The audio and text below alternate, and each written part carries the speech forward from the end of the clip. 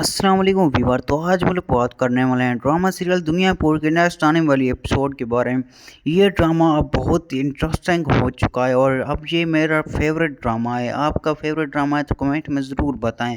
इसके आगे दिखाया जाएगा कि नवाब का जो नया बंदा आता है, अभी तक उसका नाम नहीं बताया गया और वो बहुत ही उसका वफादार होता है और नवाब को बताता है कि अब निरोज़ के पास कोई वारिस नहीं है और उसका कोई ही नहीं है जो कि दुनियापुर को संभाले। बस एक छोटा सा लड़का है जो शमीर है, वो हमारे लिए थोड़ा बहुत मसला खड़ा कर सकता है, इसलिए पहले उसे हमारे रास्ते से हटाना होगा। नवाब बोलता है कि उसे जाकर मार दो और वहाँ पर वो जाकर नवाबों पर हमला करेंगे और शमीर सो रहा होता है, उसी वक्त वो हमला कर देते हैं वहाँ पर।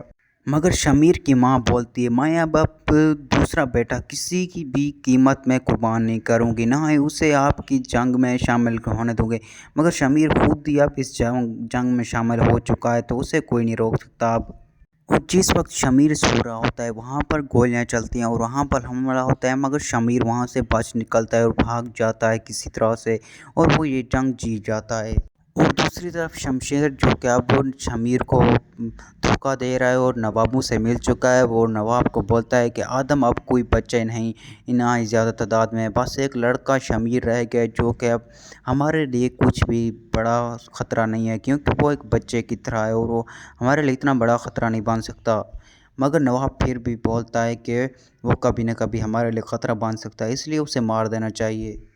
इधर एसएचओ बहुत बड़ी गलती कर बैठता है और निरोज आदम को अरेस्ट कर लेता है और जब वहाँ उसे जेल में रखता है तो एसएचओ का एक आदमी जो कि नवाबों के साथ मिला हुआ है, वो बोलता है कि आपने निरोज को अरेस्ट करके बहुत बड़ी गलती कर दी, क्योंकि ये ज़ख्मी शेर की तरह है, जब ये आज़ाद हुआ तो आपको छोड़ेगा नहीं।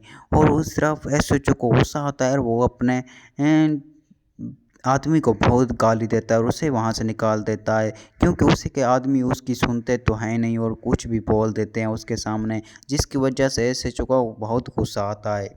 और जब निरोज आदम जेल में होता है तो एसएचओ साहब उससे मिलने जाते हैं और एसएचओ बोलते हैं, अब बताओ शेर कहाँ गया, भीगी बिल्ली बन चुके हो तुम।